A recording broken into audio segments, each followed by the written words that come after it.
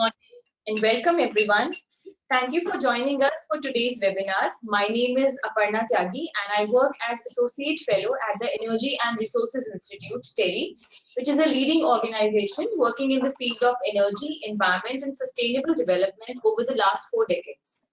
Eco-development committees have been formed on similar lines of joint forest management committees following the 1990 order by MOEF for the habitations around protected areas in the country.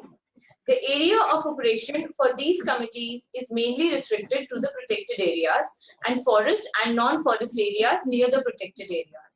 The primary objective of setting up of these committees is to protect wildlife and other biodiversity and also undertake eco-development activities in the wetlands. With this context, in today's webinar, we'll focus on understanding the linkages of these eco-development committees with the institutions of community participation from our eminent panelists. I'm happy to share that today's discussion will be shared by Shri S.P. Yadav sir, Additional Director General Project Tiger and MS National Tiger Conservation Authority. Our panelists for the day are Dr. J.V. Sharma, Director Land Resources Division, TERI, Shri Sanjay Pathak ji, Field Director, Dudhwa Tiger Reserve, Dr. Charan Singh, Scientist F, FRI, Dehradun, Mr. Siddharth Edike, Fellow Land Resources Division, TERI, Mr. Anirudh Chowji, Conservation Biologist, Tadoba Tiger Reserve, Mr. Sobran Lal, Range Officer, Dudhwa Range, and Mr. Arvind Tiwari, President EDC, Dudhwa National Park. Just a small announcement before we get started. I request everyone to have their attention on the screen, and if you have any questions during the presentations and discussions, please type them into the question and answer box in your GoToWebinar control panel and the name of the person the question is addressed to. I'll bring them up at the end during the designated discussion session. Now, without any further ado, I request Dr. J.V. Sharma to deliver the welcome address. Over to you, sir. Aparna, I'm audible? Yes. Yes, sir.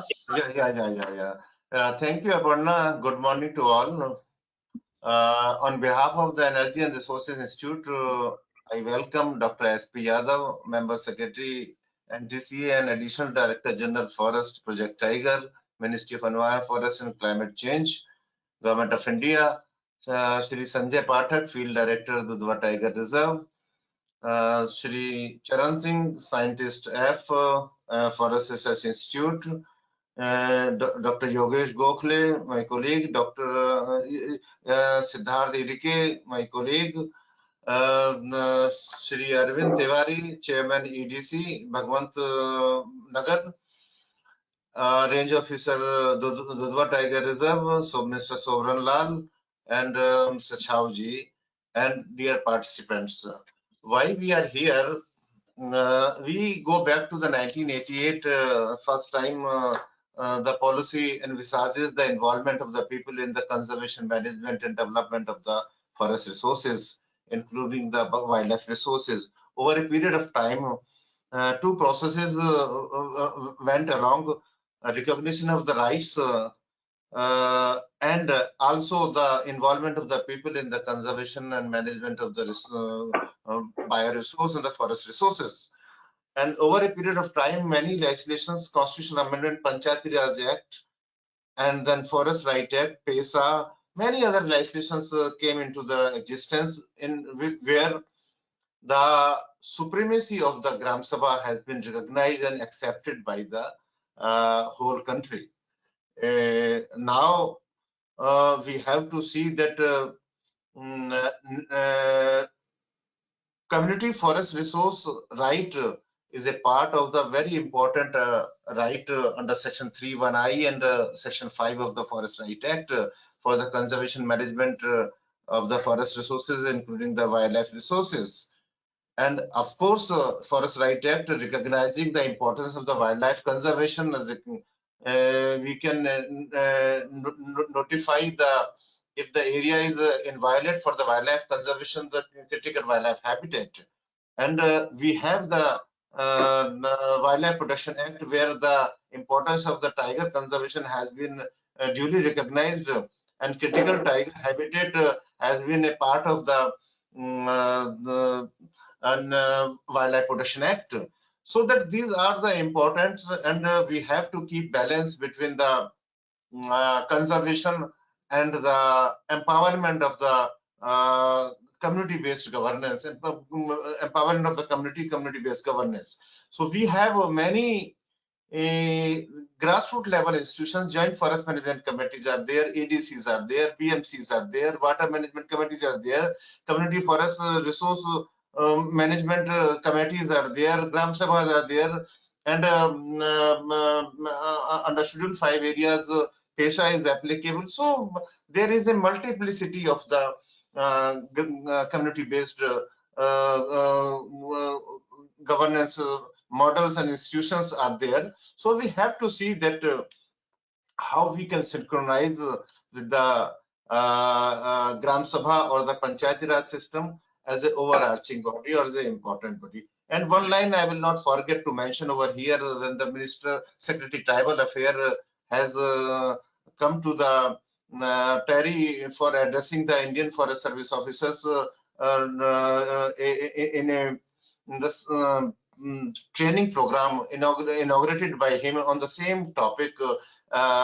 So he mentioned that, and I really appealed that we know that where is the parliament.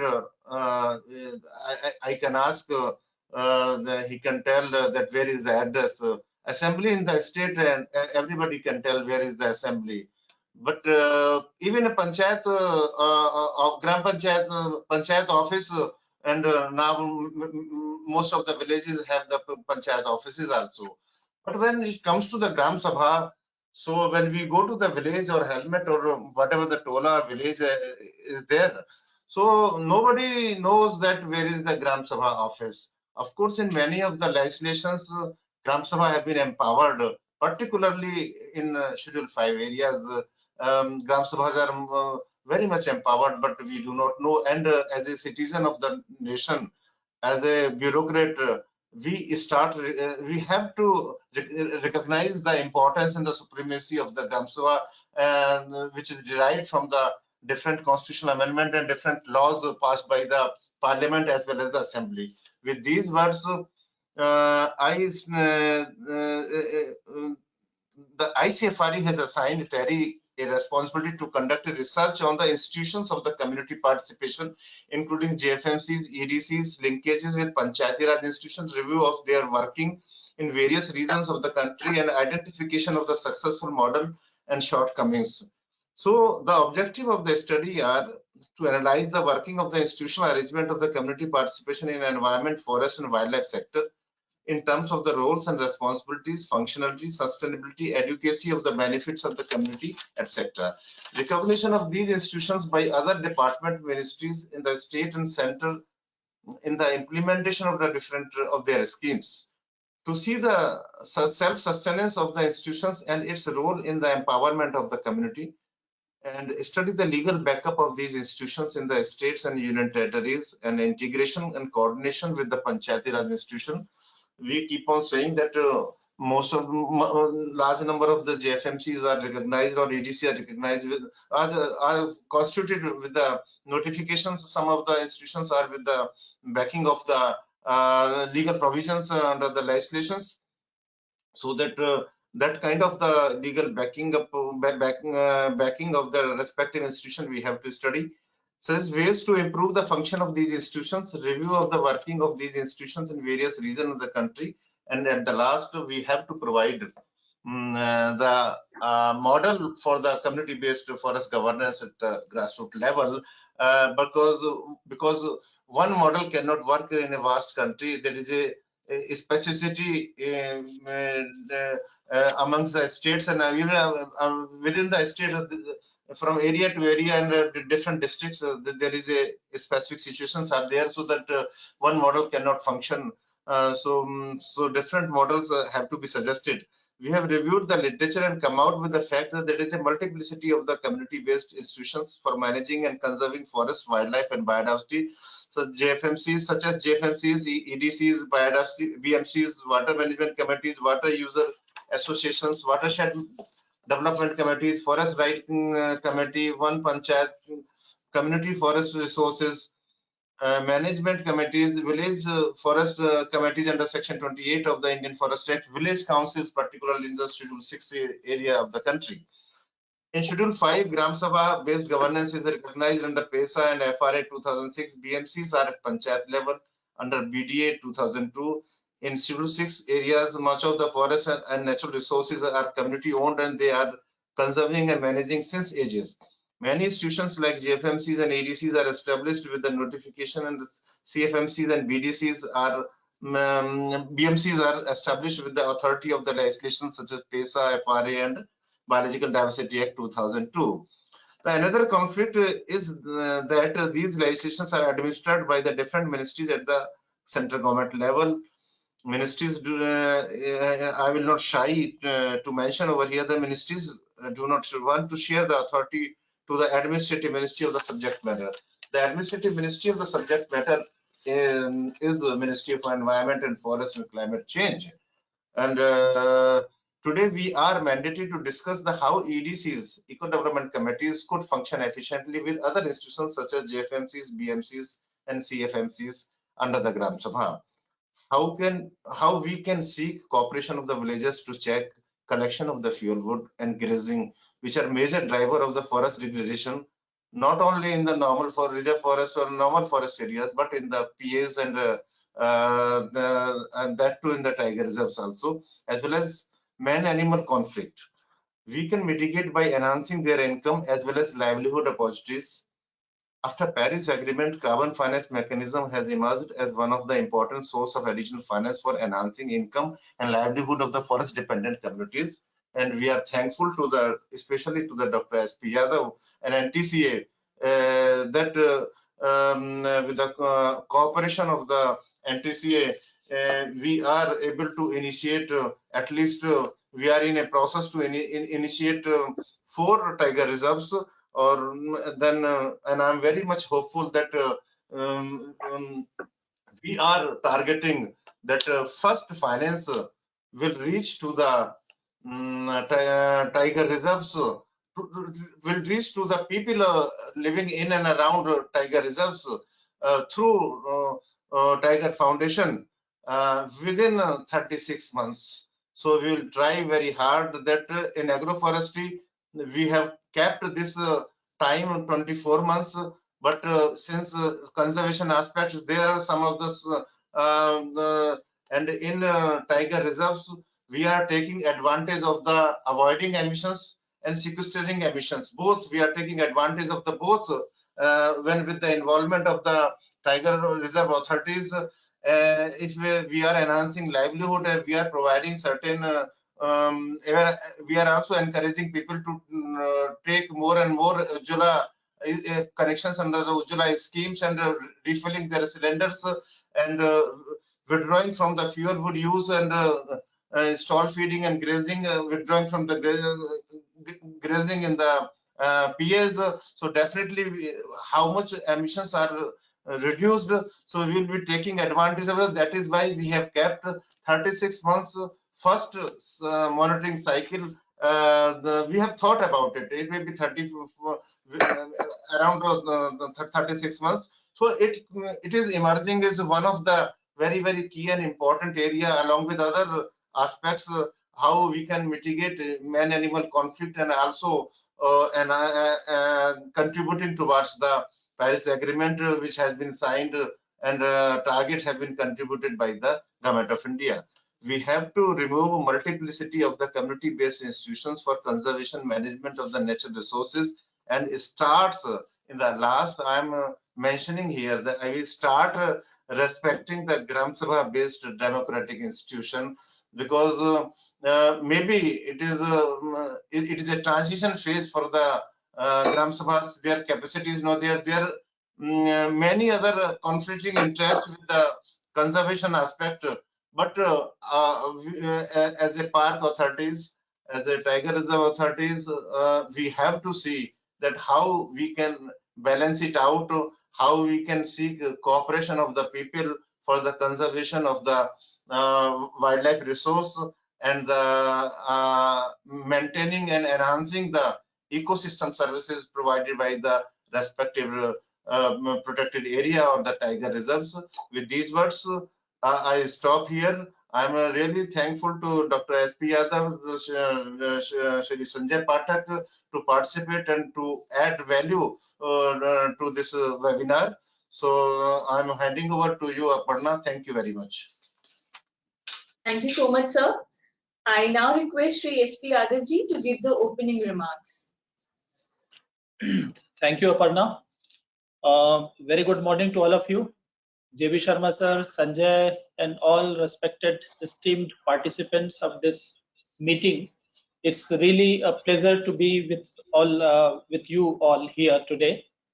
At the outset, I would like to say that there is another meeting scheduled in the ministry chaired by DGF, and I have to participate in that. So I will not be able to stay here for entirety of this meeting, but I'll be here till 11:45. So please excuse me for that, and I request J.B. Sharma sir or Sanjay Pathak to make the concluding remark at the end. Sir, as you all are aware that I am dealing with tiger reserves and tiger conservation in the country, and tiger reserves are the better managed national parks and sanctuaries in the country. Now we have around 51 tiger reserves covering more than 72,000 square kilometers of the area.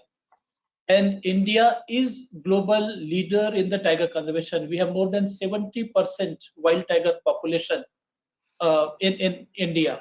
And if you see most of the countries, tiger range countries, there are 13 tiger range countries, they are following mostly our principles of tiger conservation. And these philosophy or principles or fundamentals of tiger conservation, which we have been implementing, they have proved that they're really successful, because as you know that the tiger numbers are increasing in our country.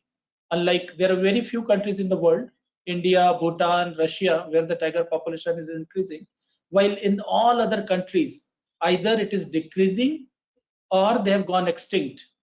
So it shows that it's very it is an important indicator that India is doing well as far as tiger conservation is concerned, and this all credit goes to our policies in place. Community is very important aspect of tiger conservation. In fact, I would say that more poverty lives in and around tiger reserves. It would not be exaggeration to say that, because large number of people, they are living either inside or in the fringe areas of tiger reserves, and these people are the very vulnerable lot. They are mostly either tribals or backward communities or SC/ST communities, and they for livelihood they depend upon the natural resources or in these areas, and therefore they face the first brunt of human wildlife conflict or all these kind of conflicts. These are the people who are sufferers, and once these protected areas are notified, then their rights, the question of rights comes. Like traditionally they are dependent upon the natural resources for fuel, wood, fodder, NTFP and all these things on the forest land, and there are restrictions once these areas are notified as a protected area. So these people are very important, and we say that for tiger conservation we must take into confidence of these communities, poor communities, marginalized communities, into, they should be mainstreamed into the conservation. The benefit of tiger conservation must go to these communities, and this benefit should not only go, it should be direct and substantial benefit. So under the on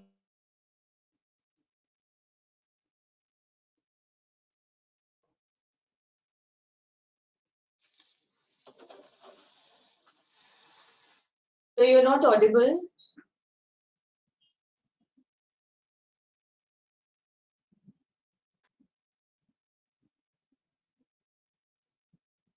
SB sir, you're not audible right now.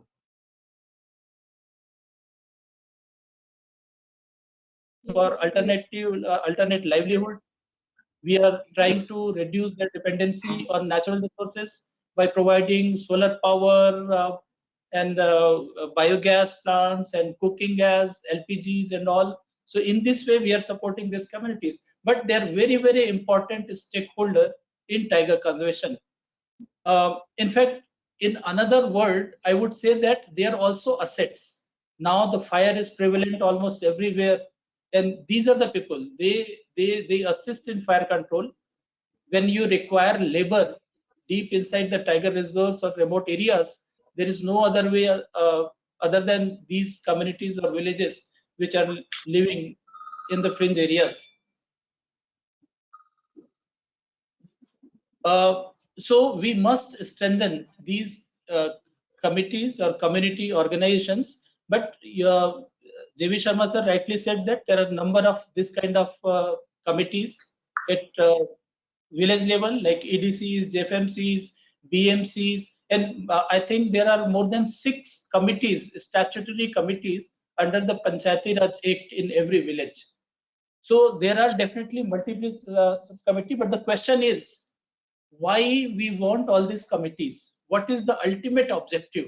I believe that ultimate objective is the community welfare, people's welfare, and also at the same time conservation and management of wildlife or tigers. So the objective is both. Nobody is competing with anyone, but all these committees have been constituted, have been created. There have been provisions for the welfare of the people as well as welfare of the wildlife. So we must keep in mind that these committees are not competitors, rather than they should complement with each other, so that ultimate objective of welfare of people and wildlife is achieved through these committees. But again, at the last, I would like to say that this community involvement or community, they're the most important stakeholder in the conservation of our wildlife and tigers. So they must be given importance. Panchayati Raj institutions, and as per it is because of this Panchayati Raj Act, and they definitely get supremacy. Now we have to think that how this multiplicity of committees, they should complement in achieving their target. If there is a need, they might be reduced, but the ultimate goal of animal welfare, community welfare should be achieved. With these words, I close my remarks, and I would be participating for another 20 minutes and will be observing keenly. And I think as an outcome of this meeting or workshop, I would get certain ideas to implement, and I'm open to all such ideas to implement in our tiger reserves. Thank you so much for inviting me. Thank you so much, sir, for your valuable insights on today's topic of discussion. I now request Sri Sanjay Pathakji, Field Director, Dudhwa Tiger Reserve, to make a presentation on eco-development committees around Dudhwa Tiger Reserve. So we'll be sharing your presentation. Okay, thank you, Aparna, and good morning, everyone. First of all, I would like to thank Terry and especially J.V. Sharma sir for giving me this opportunity to be on such an august panel. The topic is very relevant in today's context. It was relevant and it would be relevant in future also. Communities play a very important role in conservation of wildlife, and therefore we consider it as one of the important 5 pillars for wildlife conservation. And I'll be broad outline has been given by J.V. Sharma sir as well as S.P. Yadav sir.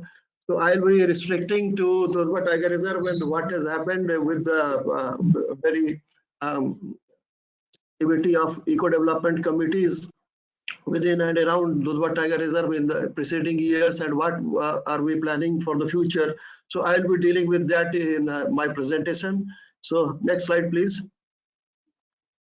I'm giving a glimpse of Dudhwa through this map. Dudhwa falls in the Tarai Arc landscape, and it is a very important habitat in the Tarai Arc landscape. You can see through the map. Next one. Next, please. So Dudhwa is connected to protected area in Nepal also through these corridors like Laljhari and Basanta. You can see that there is Shukla Fata on one hand. It is connected through Pilibhit through Lagabhaga to Pilibhit, and then subsequently Kishanpur is also connected to Pilibhit.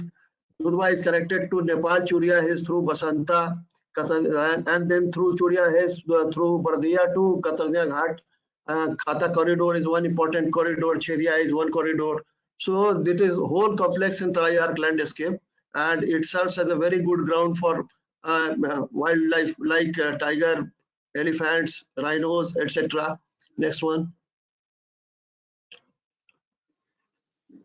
These are the key species. One of the very important key species is swamp deer here, which is unique to this place, found only in 3-4 places in the entire world. Dolphin, we have also dolphin, and like you can see from the photographs, elephants, tiger, rhinos are there. Next one, please. Around 2201.75 square kilometer area falls under Dudhwa. So next.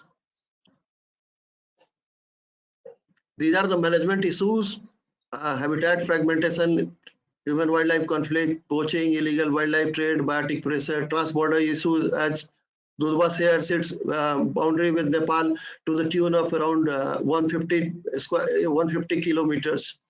Linear infrastructure is also there in entire tiger reserve, and we face the natural calamities like flood, drought, etc. One of the biggest problem is staff strength. So many posts are vacant. Next one. So protected area management, different pillars we have suggested through this figure. Next, please. The most important is considered to be protection, then habitat management. Next. Then community engagement, research and monitoring, and ultimately communication. And the overlapping part is next, human wildlife conflict and ecotourism. So you can see we have given community engagement the third weightage, and in the given circumstances, Dudhwa is surrounded by almost the population around park is around 6 lakhs, and more than 100 villages are within the periphery of 1 to 3 kilometers. Similar number of cattle is there. So engagement of community is very important, and their living standard has to be enhanced to minimize the pressure on forest. Next. Eco Development Program, it started in Dudhwa Tiger Reserve in the India Eco Development Project of World Bank in 1999 and 2000. At that time, 64 EDCs were formed in Dudhwa Tiger Reserve division, and 29 EDCs were formed in Katarnia Ghat Wildlife Sanctuary. So altogether, 93 EDCs were operational during that phase. Then after lapse of that project, things came to a standstill. Next. These are some of the photographs through which trainings were imparted to the locals. Next. Next. We took help of, at that time, in the pictures, I am there with my then field director. In 2009, the things were almost in a dormant stage, so we started to revive, and we again got them registered. So we started doing work with the WWF for eco development, as we are not having enough strength for managing these things on our end. Next. The pictures themselves are in a position to depict. So the advanced chulhas, they were given to the public at that time. Next. Biogas was installed at so many places during that phase. Next. LPG was also distributed. Next.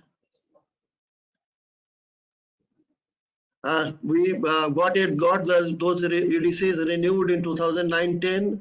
Next, then came JICA project. So with the JICA project, 34 new EDCs were created in Dudhwa Tiger division.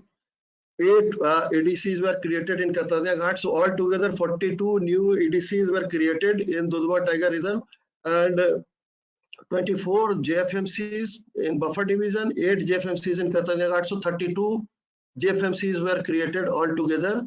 So, but after 2017, they became defunct after culmination of the project. So this is happening. The eco development program is either individual centric or project centric. So it has to be done in a systematic way. Next one.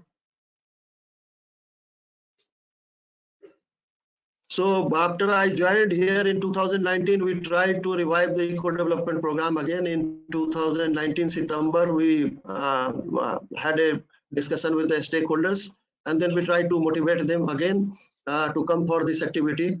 Next.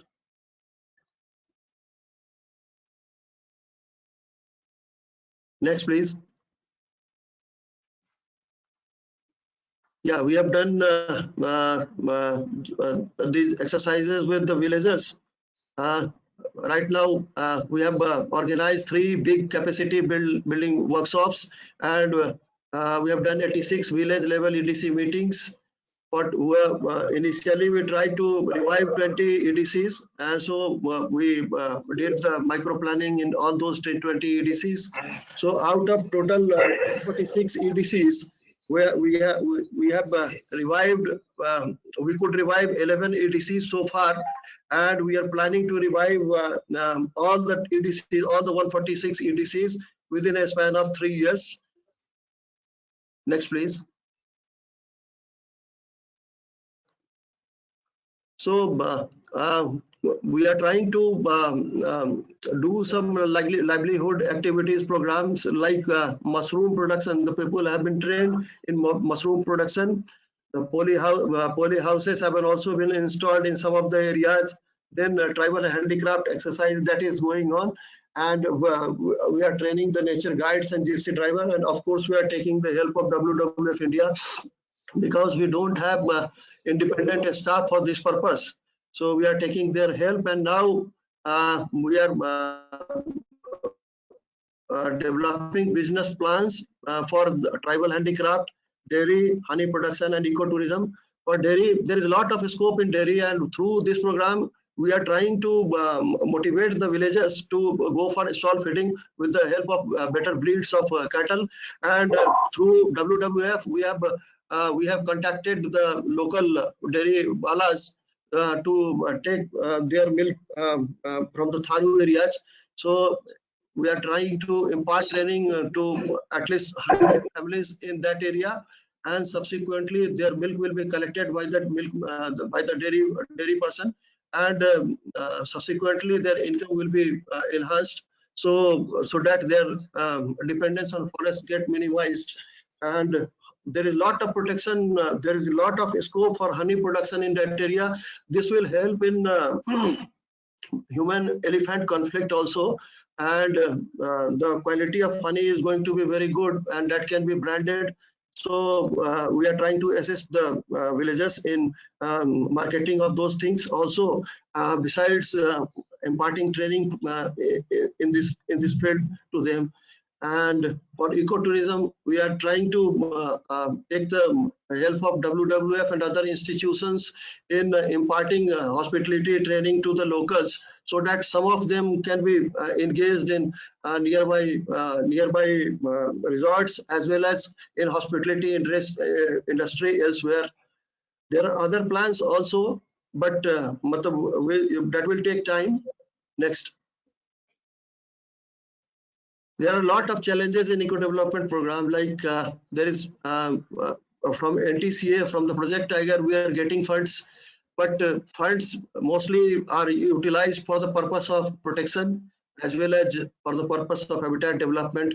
So eco-development gets a back seat. So we are now, our foundation is in vogue. It has come into existence. So through foundation, we are trying to address the problem of eco-development and ecotourism. And as JB Sarva sir was telling, Dudhwa has been selected as one of the 4 tiger reserves where for carbon credit purpose. Terry has come out with a mechanism along with the National Tiger Conservation Authority, and besides the Tiger Reserve Foundation being one of the partners.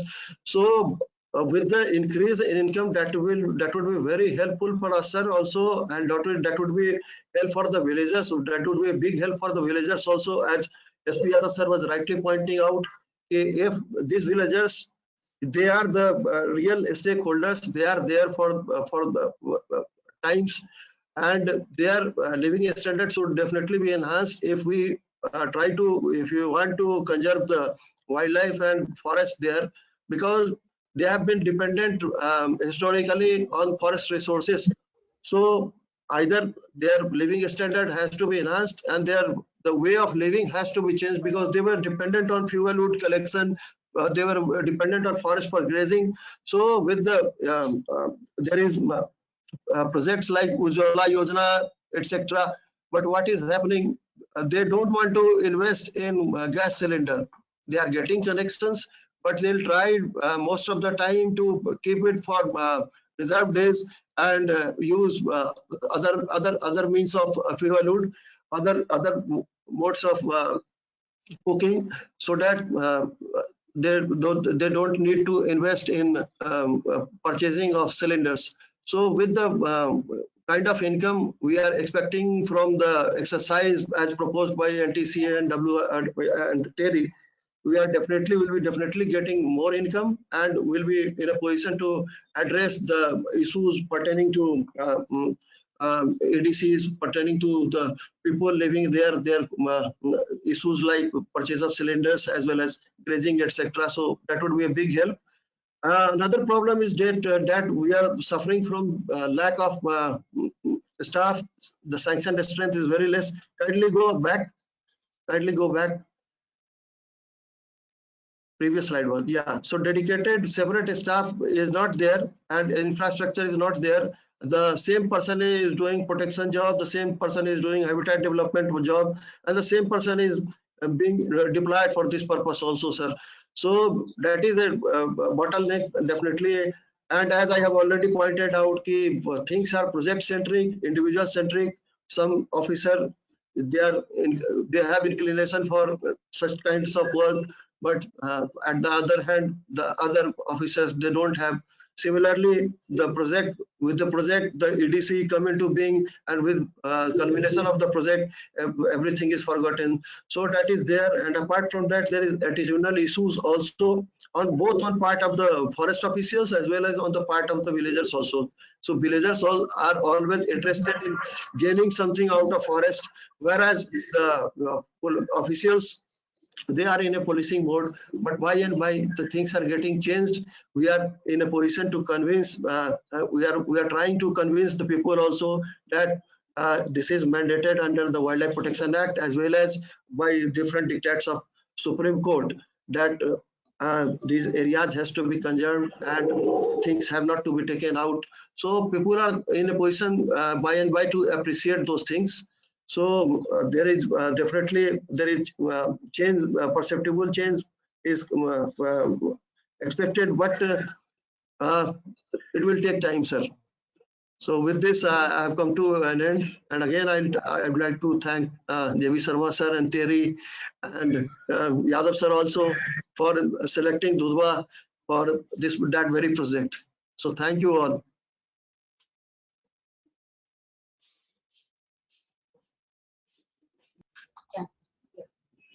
Thank you so much, sir, for a very informative presentation. I now request Mr. Siddharth Edike, Fellow, Land Resources Division, Terry, to deliver a presentation on linkages of eco-development committees with institutions of community participation and Panchayati Raj institutions. Over to you, Siddharth. Thank you, Aparna. Let me just quickly upload my presentation.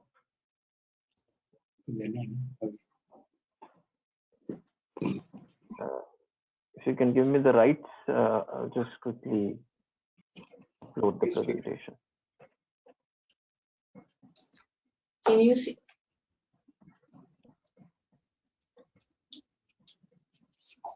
Correct. Sorry. I'm sharing my own.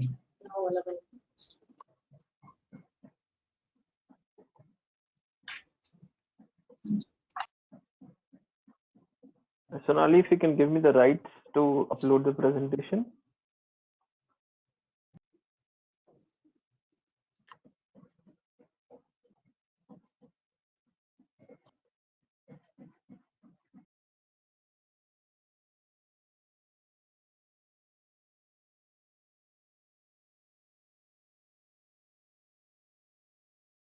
Anyways, I think that will happen soon. But in the meantime, yeah. That we can continue. Yeah. Yeah. So I hope you can see the presentation full screen. Yes, we can see Okay. it now. Yeah, thank you so much. So basically, मैं अपना presentation Hindi और English दोनों में करूँगा because कई सारे हमारे जो participants हैं वो EDC members भी हैं, कई सारे लोग forest department से भी हमें जुड़े हैं, जो actually on ground ये सब काम देख रहे हैं या कर रहे हैं, तो थोड़ा सा एक हम लोग हिंदी इंग्लिश मिक्स सकते हैं. So that's what I will do in this presentation. Actually मेरा काम काफी आसान किया है शर्मा सर ने, यादव सर ने और पाठक सर ने. काफी सारा डिटेल ऑलरेडी हमें बताया गया है. तो I just quickly run through the slides. मैं जल्दी जल्दी इसको स्किप करता जाऊंगा. फॉरेस्ट और बायोडाइवर्सिटी इंडिया की हमें सभी को ये पता ही है. You also know that around 300 million people are deriving their livelihoods from the forest, but that has created a lot of pressure on our forest. खासकर fuelwood extraction, grazing, unsustainable harvest of minor forest produce, ये कुछ major drivers हैं जिसकी वजह से जंगल घट रहे हैं. प्रोटेक्टेड एरिया नेटवर्क की बात करेंगे क्योंकि generally EDCs around protected areas होते हैं. तो हमारे इंडियन PA नेटवर्क में आप सभी जानते हैं कि नेशनल पार्क्स हैं, वाइल्ड लाइफ सेंचुरीज हैं. नेशनल पार्क्स में कोई ह्यूमन इंटरफेरेंस या एक्टिविटी अलाउड नहीं है, जबकि वाइल्ड लाइफ सेंचुरीज में एक लिमिटेड ह्यूमन एक्टिविटी अलाउ की जाती है. कंजर्वेशन और community reserve generally buffer areas में होते हैं और इसमें एक फिर से एक लिमिटेड लेवल की ह्यूमन एक्टिविटी अलाउड होती है. और कम्युनिटी रिजर्व्स में जनरली कम्युनिटीज डिसीजन मेकर्स होते हैं क्योंकि ये प्राइवेट लैंड होता है. Will talk more about that in the later slide. So one estimate says that around 4.3 million people are living currently in and around protected areas. तो अगर आप सारे protected areas देखेंगे तो कुछ छोड़ के specially great Himalayan national park जो हाई ऑल्टीट्यूड एरियाज हैं वो छोड़ के आपको ऐसा कोई प्रोटेक्टेड एरिया नहीं मिलेगा जिसके इर्द गिर्द कोई कम्युनिटी या कोई पॉपुलेशन ना हो. So we have to be, accepting this fact that communities are the integral part of our PA network. So there are many constitutional provisions हैं हमारे Indian Constitution में which safeguard and which say that communities and have to take steps. So आपके सामने कुछ articles हैं जो ये दिखाते हैं कि फॉरेस्ट और बायोडाइवर्सिटी को कंजर्व करना चाहिए. I skip that. 73rd amendment है हमारे एक्ट में which states that it envisages Gram Sabha as the foundation of the Panchayati Raj system और इनको मिलके ये कंजर्वेशन करना है. तो ये कुछ लीगल और इंस्टीट्यूशनल फ्रेमवर्क हैं हमारे एक्ट्स और पॉलिसीज हैं. ये भी बहुत सारे लोग जानते होंगे, जैसे नेशनल फॉरेस्ट पॉलिसी है, एनवायरनमेंट पॉलिसी है, इंडियन फॉरेस्ट एक्ट है, वाइल्ड लाइफ प्रोटेक्शन एक्ट है, बायोलॉजिकल डाइवर्सिटी एक्ट है, फॉरेस्ट राइट्स एक्ट है. तो ये सारे जो लीगल इंस्ट्रूमेंट्स है या फ्रेमवर्क है, इसी के अंतर्गत ये जो कम्युनिटी लेवल इंस्टीट्यूशंस हैं ये हमारे अभी फॉर्म हुए हैं, जो शुरुआत में डॉक्टर शर्मा भी बता रहे थे. इसके बारे में थोड़ा बात करेंगे. बट इससे अभी दिक्कतें ये हो रही है कि यूजुअली ये सारे जो इंस्टीट्यूशंस हैं जो विलेज लेवल पे हैं या ग्राम पंचायत लेवल पे है या ग्राम सभा इसको देख रही है, ये इनके फंक्शंस और रिस्पॉन्सिबिलिटी काफी ओवरलैपिंग है, एक दूसरे के से जुड़े हुए हैं और इसी वजह से काफी बार हमें कॉन्फ्लिक्ट्स या कॉन्ट्रडिक्शन उनकी पद्धति में दिखाई देती है. और इसी वजह से हमें एक होलिस्टिक अप्रोच लेने की जरूरत है जिसमें ये जो गवर्नेंस मॉडल है ये जितनी भी कमिटीज हैं उनके फंक्शंस हैं, इन सारों को इंक्लूड करता हो। तो ये काम हमें ICFRE से दिया गया है, जो डॉक्टर शर्मा ने अपने इंट्रोडक्टरी रिमार्क्स में भी बताया कि कितने ये सारे इंस्टीट्यूशंस हैं, इनके क्या फंक्शंस हैं, किस लेवल पे ये लोग काम कर रहे हैं और इनका फंक्शनिंग इम्प्रूव कैसे किया जाए, ताकि एक तरीके से इंटीग्रेशन हमें दिखाई दे इन सबके फंक्शनिंग में। तो इसके बारे में थोड़ा सा हम चर्चा करेंगे, पर चूंकि हमारा आज का टॉपिक है वो EDC से रिलेटेड है, ये कुछ कम्युनिटी इंस्टीट्यूशंस आपके सामने हैं, किस एक्ट्स और रूल्स के अंदर फॉर्म की गई हैं और किस लेवल पे या स्केल पे ये होती है, ये आपके सामने स्क्रीन पे है। तो जैसे जॉइंट फॉरेस्ट मैनेजमेंट कमेटी हो गई, बायोडाइवर्सिटी मैनेजमेंट कमेटी हो गई, वाटरशेड कमेटी हो गई, ये सारा थोड़ा सा संक्षेप में डॉक्टर शर्मा ने सुबह बताया था। तो हम लोग सिर्फ इको डेवलपमेंट कमिटीज पे अभी फोकस करेंगे। तो ये बेसिकली JFM ऑर्डर 1990 के अंतर्गत बनाई गई थी और ये विलेज लेवल पे होते हैं। इसके बारे में हम आगे और बात करेंगे। ऑफ कोर्स प्रोटेक्टेड एरियाज की बात हो रही है तो कंजर्वेशन रिजर्व और कम्युनिटी रिजर्व मैनेजमेंट कमिटीज की भी हम बात करेंगे, जो वाइल्ड लाइफ प्रोटेक्शन एक्ट 1972 के 2 सेक्शंस के अंदर बनाई जाती है। इसके बारे में भी हम थोड़ा संक्षेप में आगे बात करेंगे। तो जो दिक्कत यहाँ पे मेजर हमें आ रही है वो शुरुआत से ही सारे स्पीकर्स इसको हाईलाइट कर रहे हैं कि एक मल्टीप्लिसिटी ऑफ इंस्टीट्यूशंस हैं और रेगुलेटरी मैकेनिज्म्स और मैंडेट, मतलब ये सारी जो इंस्टीट्यूशंस हैं, चाहे वो बायोडाइवर्सिटी मैनेजमेंट कमेटी हो, इको डेवलपमेंट कमेटी हो, इनका फंक्शनिंग मोर और लेस सेम है। इनके मैंडेट्स भले ही अलग अलग हो और ये अलग अलग डिपार्टमेंट्स को चाहे रिपोर्ट करते हो, बट मोर और लेस ये सारे एक ही इनका उद्देश्य है, which is natural resource conservation. तो ओवरऑल मोर और लेस इनका फंक्शनिंग और इनका जो मैंडेट है वो एक ही है। ये कुछ एक्ट्स हैं जिनके अंतर्गत ये सारी कमिटीज बनाई जाती है। इसको थोड़ा हम आगे आगे स्किप कर देंगे। तो ये इन सब कमिटीज फॉर्म होने की वजह से भले इनका फंक्शनिंग अलग हो, बट बेसिकली इसके जो ऑफिस बेरर्स हैं या जो लोग ग्राम सभा लेवल पे या ग्राम पंचायत लेवल पे, विलेज लेवल पे इसमें जो काम कर रहे हैं वो मोर और लेस सेम ही है। ये आप लोग भी मानेंगे जो लोग इसको अच्छी तरीके से जानते हैं कि कोई प्रधान है या कोई सेक्रेटरी है, वो उस कमेटी में भी होगा, इस कमेटी में भी होगा, बिकॉज काम करने वाले लोग बड़े लिमिटेड हैं। तो मोर और लेस ये कुछ ही लोग हैं जो सारे इन कमिटीज का फंक्शनिंग मैनेज कर रहे हैं। डॉक्यूमेंटेशन का भी एक बहुत बड़ा प्रॉब्लम है, बिकॉज EDCs में जैसे माइक्रो प्लान्स बनाए जाते हैं डेवलपमेंट के लिए, BMCs जो बायोडाइवर्सिटी मैनेजमेंट कमिटीज है वो पीपल्स बायोडाइवर्सिटी रजिस्टर्स पे फोकस करते हैं। तो डॉक्यूमेंटेशन भी इनका अलग अलग है, बट अल्टीमेटली जैसे मैंने कहा, this is all towards management and conservation of the natural resource in that area. फिर एक फाइनेंशियल मैनेजमेंट भी है, क्योंकि हर कमेटी को अपने बैंक अकाउंट्स, अपना फाइनेंशियल ट्रांसपेरेंसी, इसके बारे में भी काम करना पड़ता है। और रिपोर्टिंग ये लोग अलग अलग डिपार्टमेंट को करते हैं। और इनका एक मीटिंग का कोरा भी होता है, वो भी फुलफिल करना होता है।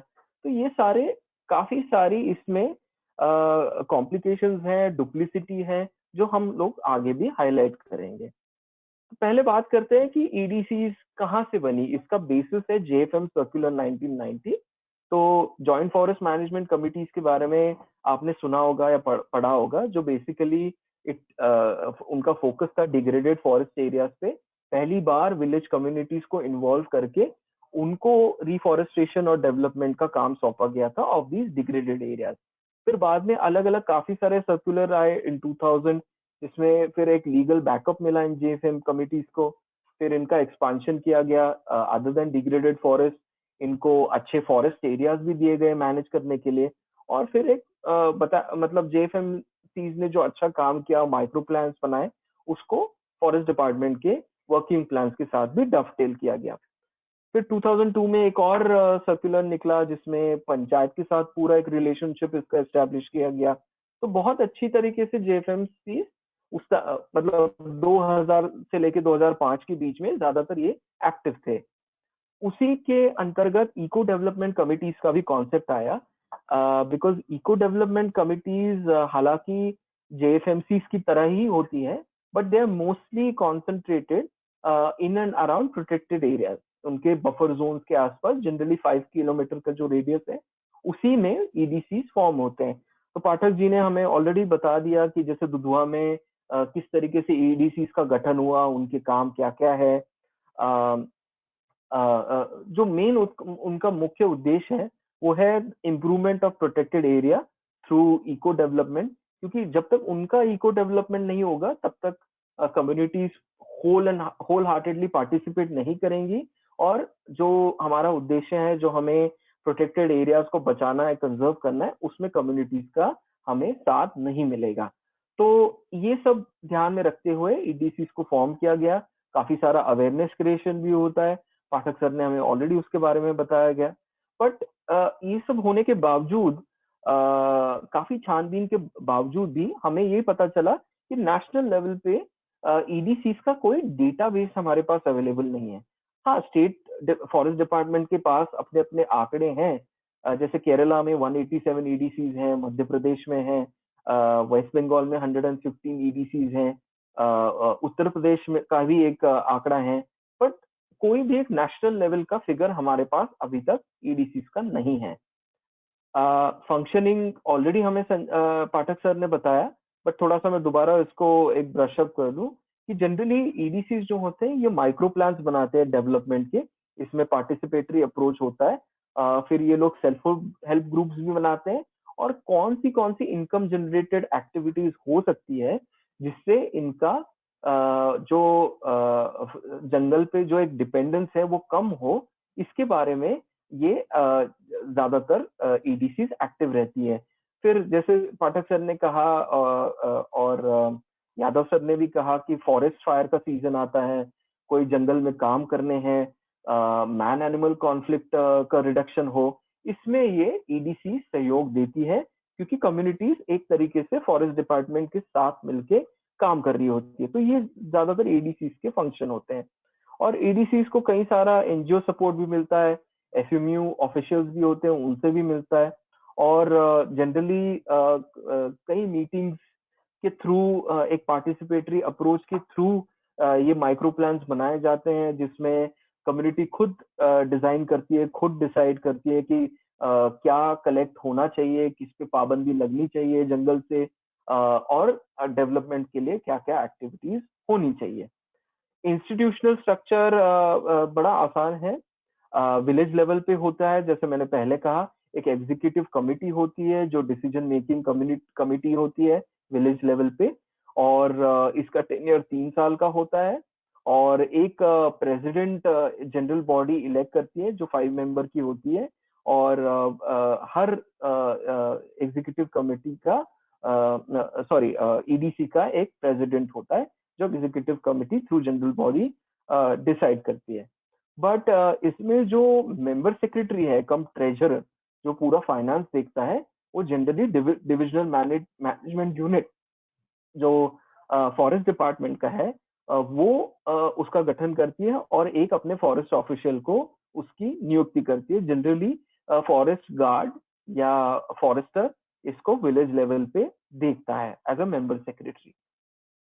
अच्छा, इसमें चैलेंजेस क्या क्या आ रहे हैं, जो संजय सर ने भी हमें काफी डिटेल में बताया, बट जो जो EDCs के जो प्रॉब्लम्स हैं वो जनरली ये है कि चूंकि इतनी सारी कमिटीज हैं और उनके उनके अलग अलग काम हैं, उनकी अलग अलग मीटिंग्स का कोरा है, इसमें भी वही दिक्कत आ रही है पहले शुरुआत से, कि लोगों को जुटाना, उनको एकत्रित करना और पार्टिसिपेट करना और एक कंसेंसस डेवलप करना, ये बड़ा मुश्किल इसमें हर बार होता है। तो दूसरी चीज है, एक लैक ऑफ फंड्स हैं, जो फंड्स EDCs को मिलते हैं माइक्रो प्लान्स के लिए या अपनी डेवलपमेंट एक्टिविटीज के लिए, वो मेंबर्स बताते हैं कि थोड़े कम होते हैं, फिर टाइमली प्रोविजन भी नहीं होता, कई बार उनको टाइम से मिल भी नहीं पाते, ये एक सबसे बड़ी दिक्कत है। और दूसरा ये प्रॉब्लम है कि जो प्लानिंग है, एक्सपेंडिचर जो EDCs को करना है, वो एक्चुअली ग्राउंड लेवल पे ईडीसीज का इसमें ज्यादा से होता नहीं है। प्लानिंग तक तो डेफिनेटली उनका कंट्रीब्यूशन रहता है, बट जो एक्चुअली पैसे खर्च करने हैं या वो उसको इस्तेमाल करना है, वो ज्यादातर ईडीसीज बताती है कि फॉरेस्ट डिपार्टमेंट से ये काम किया जाता है, जो सेक्रेटरी जो फॉरेस्ट डिपार्टमेंट का रिप्रेजेंटेटिव है जो करता है। कई सारे बार कंस्ट्रक्शंस वगैरह भी होती हैं, जैसे कम्युनिटी हॉल बन गया या ईडीसीज के लिए और कोई चीज बन गई, बट ये सारे डिसीजन, फाइनेंशियल डिसीजन ज्यादातर सेक्रेटरी जो फॉरेस्ट डिपार्टमेंट का रिप्रेजेंटेटिव है वो लेता है। कुछ अच्छे केस स्टडीज भी हैं ईडीसीज में। केरला काफी इसमें अग्रणीय है, काफी ईडीसीज फर्स्ट टाइम केरला से डेवलप की गई, काफी अच्छा काम हुआ। अब तो हालांकि सारी स्टेट्स में ईडीसीज अच्छा काम कर रही है, बट केरला में खासकर आप एक एग्जांपल के तौर पे पेरम्बिकुलम वाइल्ड लाइफ सेंचुरी का एग्जांपल लेते हैं। 2001 में ईडीसीज बनना वहां पे शुरू हो गया था, क्योंकि फॉरेस्ट डिपार्टमेंट जो वहाँ के लोगों का फॉरेस्ट पे डिपेंडेंसी है वो कम करना चाहता था और ऑल्टरनेट लाइवलीहुड जनरेट करना चाहता था। तो फिर ईडीसीज बना के एक बड़े सिस्टमैटिक तरीके से माइक्रो प्लान्स बना के उन्होंने वहाँ के लोगों को उसमें इन्वॉल्व करना शुरू कर दिया। तो ये सक्सेस इसके लिए रहा बिकॉज पहली एक्टिविटी तो ये रही जो डॉक्टर यादव भी सुबह बता रहे थे हमें कि फॉरेस्ट फायर्स को कंट्रोल करने में ईडीसीज और ईडीसी मेंबर्स का काफी यूज किया गया। सेकंड एक्टिविटी थी कि टूरिज्म से रिलेटेड, ये काफी सारे स्टेट्स में ईडीसीज के साथ हो रहा है कि a lot of community members are employed as tourist guides, boat drivers, जो पेरम्बिकुलम में भी हुआ। फिर कई सारे कैंटीन और कई सारे होम स्टेज बनाए गए, ट्री हट्स बनाए गए टूरिस्ट के लिए, जिसमें पूरा ये जो प्लानिंग और ये सारा जो था ये ईडीसी के द्वारा किया गया। बट इसमें भी ये देखा गया कि 98% जो फंड्स आए वो ज्यादातर कैंटीन्स बनाने में, इको शॉप्स बनाने में खर्च किए गए, ना कि स्किल डेवलपमेंट में। पेरम्बिकुलम के केस में इंटरेस्टिंग बात ये भी थी कि कुछ यंग विलेजर्स थे, उन्होंने वहां पे बताया कि उनकी वीविंग स्किल्स काफी अच्छी है, बट जो उनका रॉ मटेरियल है वो अनफॉर्चुनेटली फॉरेस्ट से आता है, जो फॉरेस्ट डिपार्टमेंट ने उनको परमिशन नहीं दी गई। तो इको डेवलपमेंट का उनके पास जरिया तो था, बट वो रिसोर्स फॉरेस्ट से नहीं जुटा पा रहे थे। कम्युनिटी रिजर्व्स और कंजर्वेशन रिजर्व्स के बारे में भी थोड़ा सा जानते हैं। इसमें भी कम्युनिटी रिजर्व मैनेजमेंट कमिटीज और कंजर्वेशन रिजर्व मैनेजमेंट कमिटीज बनती है। कंजर्वेशन रिजर्व्स और कम्युनिटी रिजर्व जैसे मैंने कहा जनरली बफर एरियाज में या connecting areas between the protected areas में बनते हैं, जहाँ पे पोटेंशियल अच्छा है, जंगल अच्छा है, वाइल्ड लाइफ का कॉरिडोर बन सकता है।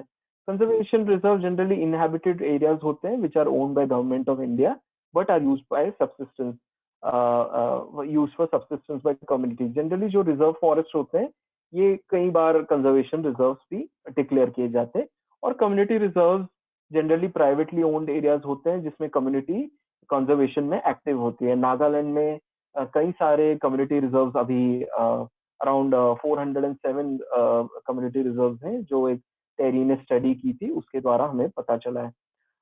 तो जैसे मैंने कहा वाइल्ड लाइफ प्रोटेक्शन एक्ट से इनको पावर मिलती है, मैनेजमेंट कमिटीज बनती है और इनका भी काम होता है कि जनरली जो ओवरऑल प्रोटेक्शन है इसको इंश्योर करे। और बट होता वही है कि ईडीसीज के बारे में भी जो हमने डिस्कस किया कि जो एक शॉर्टकमिंग है कि financial control in management committees के पास नहीं है। और दूसरा तो यही है कि ये कंजर्वेशन रिजर्व या कम्युनिटी रिजर्व बनने के बावजूद एक वाइल्ड लाइफ सेंचुरी के रूल्स इन पे अप्लाई होना शुरू हो जाता है। तो कम्युनिटीज फिर वही कंप्लेन करती है कि उनको क्या बेनिफिट इससे मिल रहा है, so how is it different from other forms of protected area network. तो इसको बड़ा क्लियर करना जरूरी है। तो इसको अभी एक हम कंक्लूड करते हैं। सेलेंट ऑब्जर्वेशंस यही रहे हैं हमारे अभी तक कि ईडीसीज हालांकि जेएफएम जैसे ही होते हैं बट जेएफएम नहीं होते बिकॉज इनके पास डेजिग्नेटेड एरियाज नहीं है to manage and derive benefits जो जेएफएमसीज में मिलते हैं कम्युनिटीज को फॉरेस्ट पैचेस मैनेज करने के लिए, ये ईडीसीज को नहीं मिलते। दूसरा ये भी है कि एक कन्वर्जेंस की जरूरत है हमें ग्राम सभा लेवल पे, जैसे यहाँ पे आपके सामने स्क्रीन पे है that EDCs need to feed into BMCs specially for access and benefit. एक कन्वर्जेंस की जरूरत है कि ईडीसीज को बीएमसीज के साथ फिर शेड्यूल 5 एरियाज में बाकी सारे इंस्टीट्यूशंस के साथ कैसे इसको कन्वर्ज कर सकते हैं, इसकी बहुत जरूरत है हमें।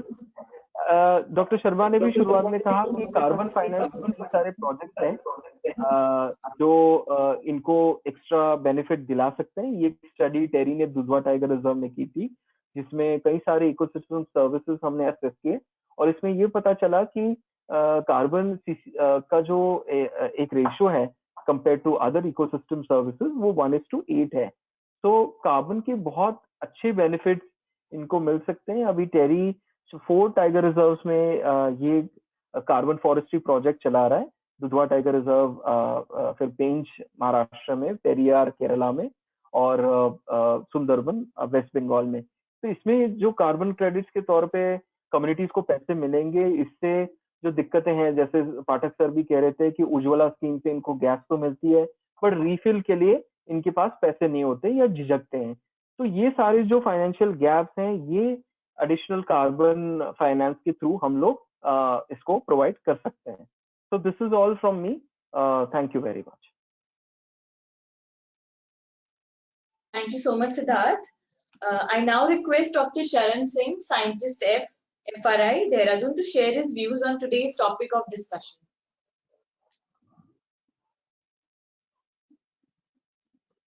Sir, आपको unmute करना पड़ेगा।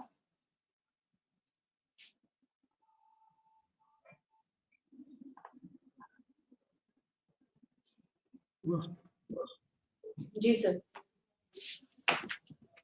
Hello, good morning everybody, and thank you for my participation in your seminar. I got letter yesterday, so I have some points. As EDCs are very important bodies, and their networking with other agencies and other committees is more important. So the objective is any work, what to communicate क्या करें public को, तो then EDC should communicate the importance of forest flora and fauna. They should tell the people about the importance of honeybees. That is the important part of our ecosystem. We know if the honeybees disappear from our planet, the life is not more than 5 years. And this creature helps in pollination. About 70% pollination is done by honeybees. And we communicate people not the limitation of honeybees only because of honey only, but up to their pollination, up to their venom and other things. Just like about birds. Birds are natural enemies of our forest ecosystem. They control insect pests. So EDCs should communicate local people about this importance also. Birds. About snakes. People generally see the snake and kill them immediately because they know the importance of snakes. If we tell them that without snakes you cannot get the medicine of leprosy, you cannot the antidote or antivenom if snakes are not there, and other things about wild cats like leopard, tiger, and lions. They are natural protectors of our forest flora. So we have to communicate people like this way. And natural and man-made disasters. Nowadays, fire disasters is there. So we have to communicate people about the management of fires at village level. And our EDC can play a major role with proper networking. This is the era of electronic media, social media. So there is interaction between our forest department and these communities through electronic media. And they should get incentive for recharging of their mobiles. So every time you can talk with them through telephonic conversations. So we can communicate the man-made or natural hazards through electronic media, and local people can play an important role in this. And the role of local people in conservation flora and fauna. If we tell them the importance of flora, they can manage it properly. It should not be restricted up to fuel, fodder, and timber only. But we should tell them about medicines. We should tell them about our 4 spheres. I will take a little time. Please give me time. I am taking a little time. 4 spheres, about lithospheres.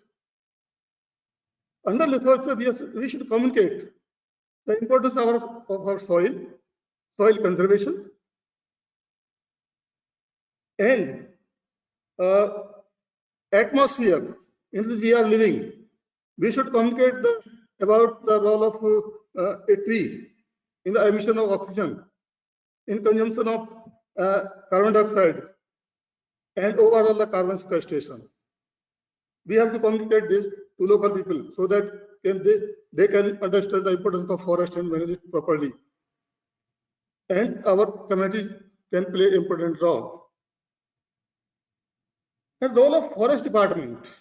Forest department should interact at village level, at block level, and for this, a joint forum should be made so that all committees can come on a common platform with the forest department. So an effective interactive meet may be arranged and issues may be addressed properly. Planning and programming projects should be made in PP mode, PP participation mode, with active involvement of our communities, with proper funding.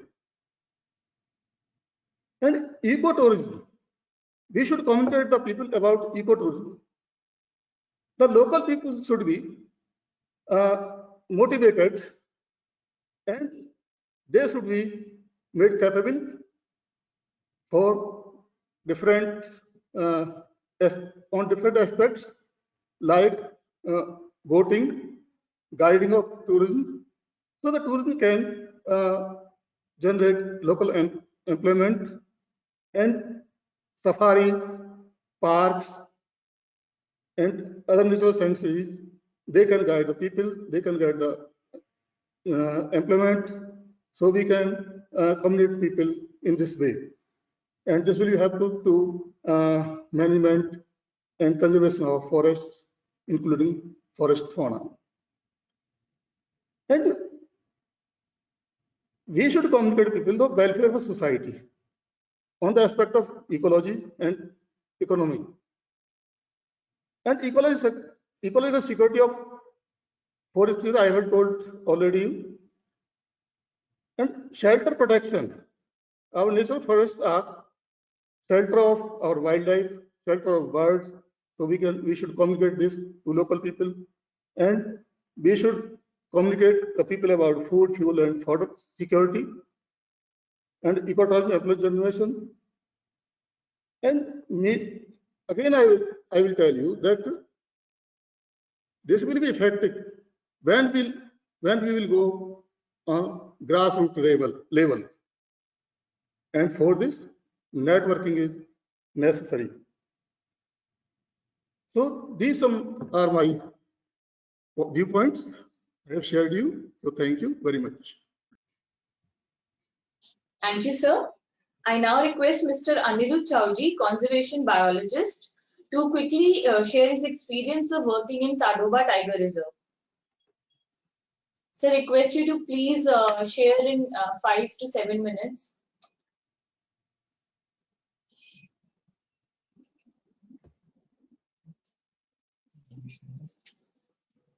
Mr. Anirudh, can you hear us?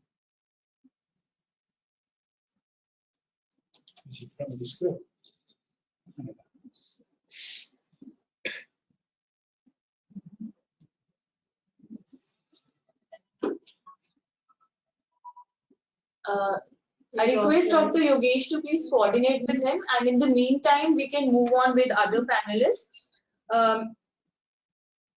I request Mr. Sobran Lal, RO Dudhwa Range, to share his views. Sir, आप बताइए अपने experiences वहाँ पे EDC की functioning किस तरह से हो रही है, किस तरह से लोग वनों के संरक्षण के काम में involved हैं, जो भी आपका अपना personal experience है.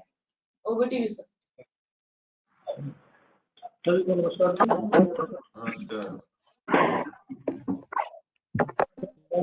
नमस्कार। तो दुधवा टाइगर रिजर्व में हमारी आवाज तक तो पहुंच रही है? पहुंच रही है आवाज, आ रही है, आवाज आ रही है। तो जहाँ तक EDC के फंक्शनिंग, अपना अनिरुद्ध को बोल दो कि अपर्णा कि he would speak after Mr. Sobran. Yes, sir. Ji ji. Dudhwa tiger reserve में जो EDC संचालित हो रही है, वो पहले कहीं कहीं पर जैसे जो गैप हो गया, रजिस्ट्रेशन नहीं हो पाया, लेकिन उससे पहले जो चल रही थी तो कोई EDC बहुत अच्छा काम किए हैं और वहाँ पर अपनी वनों की निर्भरता को कम किए हैं। जैसे एक गोबरौला में EDC चल रही थी तो वहाँ हथकरघा का काम उन्होंने आरती राणा ने बहुत अच्छा काम किया। दूसरी एक दुधवा रेंज के अंतर्गत एक मकनपुर में EDC जो उसके जायका के तहत चली थी, उन्होंने भी अपना बहुत अच्छा काम किया है और वो एक तरीके से ये कहा जाए कि अपनी जो निर्भरता थी एक तरीके से जंगल पर, उसको अपना खत्म कर लिया और लोगों को बताया कि ठीक अपना अपना काम करो। उनका अपना टेंट का काम कर लिया और आज वो बहुत अच्छा काम कर रहे हैं, जो दूसरों को भी सप्लाई कर रहे हैं और एक बढ़िया काम कर रहे हैं। इसी तरीके से और भी EDCs हैं जिनके अच्छे काम हैं और वो अच्छा काम कर रहे हैं।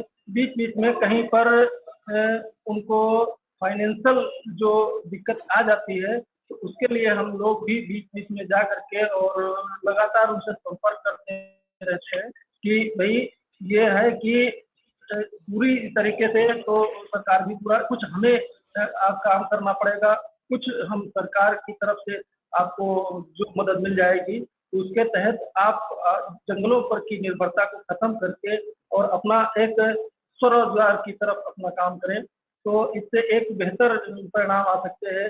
हमारे वन और वन्यजीवों की सुरक्षा के साथ साथ आप EDC के लोग और आत्मनिर्भर बनेंगे। इसके लिए हम लोग लगातार बीच बीच में EDC के साथ बैठते हैं और उनको प्रेरित भी करते रहे। कहीं तक इसमें काफी सफलता भी मिली है और लगातार इस ओर हमारा प्रयास जारी। नमस्कार, थैंक यू। अपना हाँ, अभी रिक्वेस्ट तिवारी जी को बोलने के लिए मौका दीजिए और उसके बाद अनिरुद्ध बोलेंगे।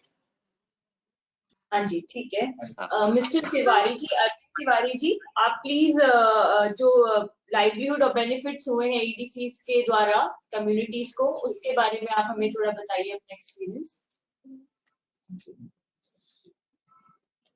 आप सभी लोगों को महानता है और हम आप काम करते हैं सभी तक। अगर हमारा एक संदेशा जा रहा है तो इको डेवलपमेंट कमेटी जब से हमारे क्षेत्र में आई है और आप लोगों के भरकस प्रयास से तब से हम सब लोग मिल करके एक अच्छे समन्वय की स्थापना कर रहे हैं कि हम आपस में एक बहुत अच्छा रिस्पॉन्स यहाँ मिले।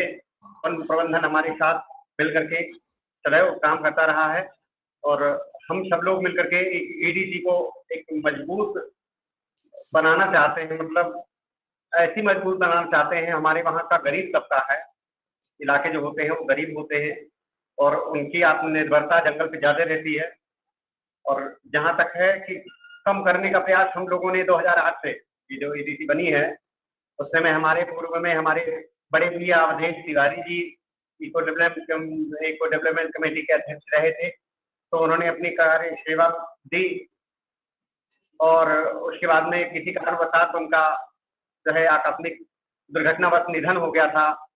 उसके लिए हमारे भैया चले गए, वहां पे हमें अध्यक्ष पद दे दिया गया और तब से हम निरंतर बिना किसी लोभ और लालच के हम सेवा में तत्पर हैं और हम चाहते हैं प्रशासन से और आप सभी लोगों से चाहते हैं कि हमारे वहाँ जो भी कार्य योजनाएं तैयार की गई हैं और माइक्रो प्लान के जरिए से उन कार्य योजनाओं पे विशेष ध्यान दिया जाए।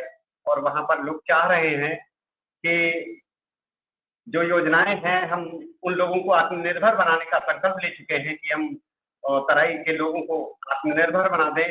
आप लोगों के द्वारा जो निधि मिले उस निधि का सही तरीके से वितरण हो सके और जिसके लिए कार्य योजना ज्यादा से ज्यादा संख्या में कार्य योजना हमने डाली है और उस कार्य योजना का अभी भी मतलब कोई वो नहीं मिला है। खैर आने वाला समय है वो, उसके लिए अब चाहेंगे सभी लोग तो जरूर उनके लिए दरवाजे खोलेंगे। कम से कम उन लोगों को ये मालूम होगा कि वन प्रबंधन हमारे लिए कुछ कर रहा है और शासन प्रशासन हमारे लिए कुछ कर रहा है, तो हम लोग और भी कम करें वनों पर से निर्भरता। और उनकी कुछ खास समस्याएं रहती हैं, कच्चे बने हुए जो घर हैं उनके लिए कुछ घास फूस की समस्या रहती है। वो बफर एरिया से उन लोगों को थोड़ी सी घास फूस यदि समय रहते मिल जाए तो आग लगने का भी बहुत कम खतरा बना रहेगा। आग जो लग जाती है उससे नाना प्रकार की क्षति होती है, वन्य जीवों की क्षति होती है।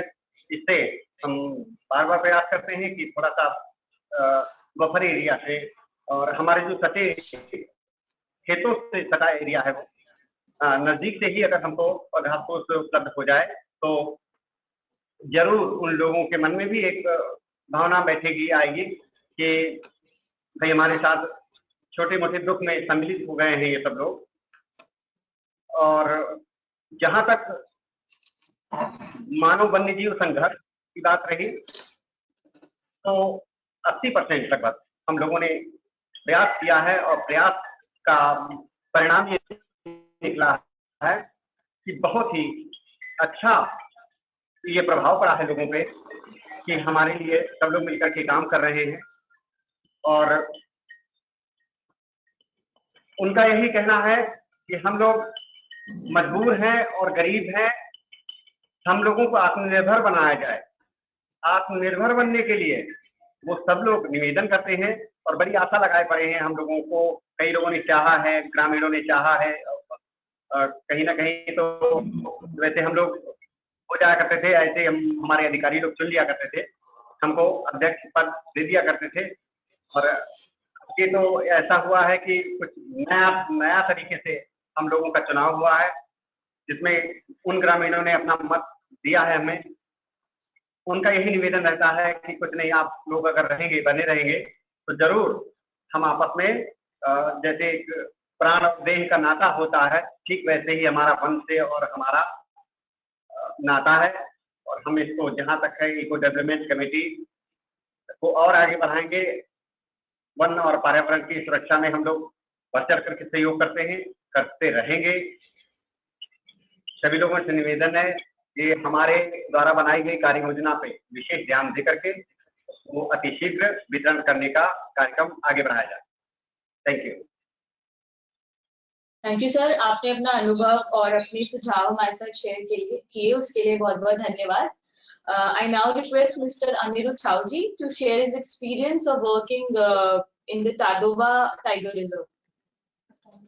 अनिरुद्ध को हमारी तरफ से अनम्यूट करो आप Aparna. Now it's fine. Anirudh, please go ahead. Yeah, can you hear me now? Yes. Yeah, can you hear me? Yes, we Yes, can yes. hear you. Yeah. Yeah, thank you so much. 2012, there was a that we have बीच 25 लोग हर साल tiger को flood के attack में मरते हैं. So Anirudh, not your con- audibility is little poor. थोड़ा सा आवाज में. I am inside. No, I am in Bhagwa and the range is very poor. Can you hear me? हाँ. यहाँ अभी वो पोजीशन मत छोड़ो. यहाँ रेंज का इश्यूज है. हाँ, तो बेसिकली उस समय जो ह्यूमन डेथ हुई थी, डेप्यूटी डायरेक्टर को और बफर दोनों गए थे. कंपनसेशन वगैरह ऑफर किया गाँव वालों को, पर उस समय केस ऐसी हुई थी कि गाँव वालों ने कहा कि हमें तो कोई कंपनसेशन नहीं चाहिए, हम दोनों को इस पीरियड में बांधने वाले हैं, रात को टाइगर आके खा जाएगा और हम लोग गाँव वाले मिलके आपको आपके फैमिलीज को कंपनसेशन दे देंगे. So that was 2011-12. एंड आज की परिस्थिति ऐसी है कि हमारे फील्ड डायरेक्टर या डिप्टी डायरेक्टर कोई भी अकेले उस घर पे जा सकते हैं, उस गांव में जा सकते हैं और लोगों से जो कोई इफेक्टेड फैमिली बात कर सकते हैं. कंपनसेशन वक्त इसमें सबसे महत्वपूर्ण है जो ईडी का. 2012-13 में ईडीसी फॉर्म की थी, लोगों ने कहा अलग अलग स्कीम्स है और एक नई स्कीम की. तो ईडीसी का मेन यहाँ ताड़ोबा में जो मेन फायदा हुआ कि बेसिकली परदेशी सर ने ईडीसी में पैसा है, ये मेन प्रोजेक्ट रहा. सो हमने इको टूरिज्म सबसे ज्यादा हमने कर दिया. आप देश में कहीं पे भी जाएं तो 1 गेट 2 गेट 3 4 गेट हो सकते हैं. में टोटल 20 गेट्स हैं जिससे में और उसके साथ साथ खाली 12 अलग अलग एक्टिविटीज, यानी इन सर्च यहाँ के ऑलमोस्ट 32 विलेजेस में डायरेक्ट लोगों को मिल रहा है. तो लाइवलीहुड्स मिल रहे हैं और इसमें से फंड जनरेट होते हैं, वो बाकी टूरिज्म नहीं है वो सपोर्ट कर रहा है. लाइक लास्ट ईयर खाली बफर टूरिज्म में फाउंडेशन को 5 crores contribute.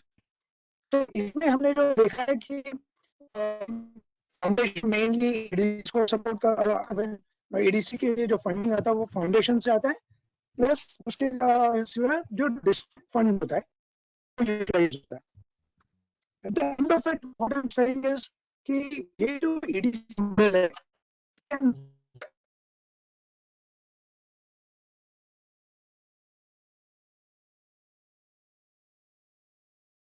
I think Anirudh has gone out of range again. Well, let me quickly summarize what Anirudh's work has been. Anirudh पिछले कई साल से ताड़ोबा फाउंडेशन के साथ काम कर रहे हैं ताड़ोबा में और लगभग 32 ईडीसी के बारे में उन्होंने कहा.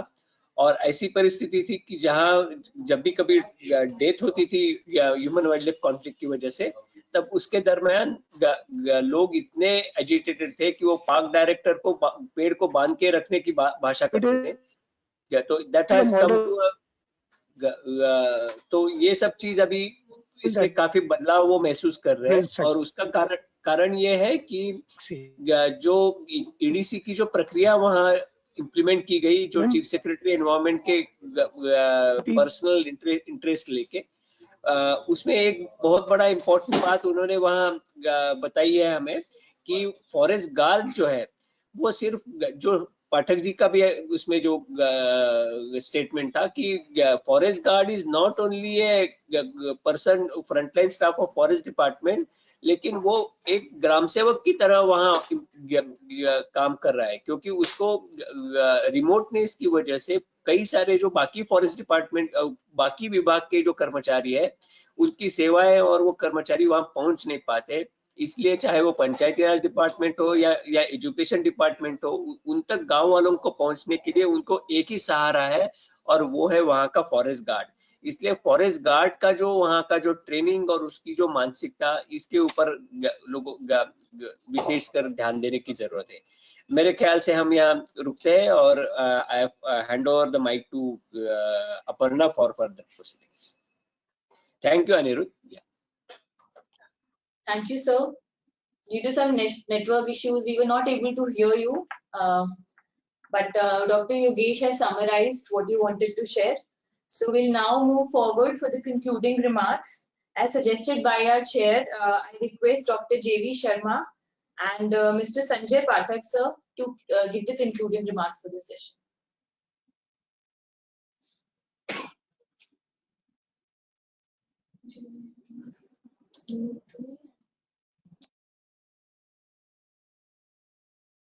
Yes. Today we have discussed the functioning of the eco-development committees and how these committees are beneficial to wildlife conservation as well as human well-being. So without human well-being, it is not possible to conserve wildlife and the forest conservation also. I suggest that eco-development committees are formulated at the village level, definitely village level, and somewhere or other we should have, these EDCs must have the linkages with the Panchayati Raj institution. As the EDC chairperson, Mr. Tiwari has mentioned, and that there is a paucity of funds, and funds can be diverted, can be obtained through the Panchayat system. Here I would like to give one example of the Finance Commission devolution. There is a 10% financial devolution, tax devolution to the state government due to the forest cover and the ecology. And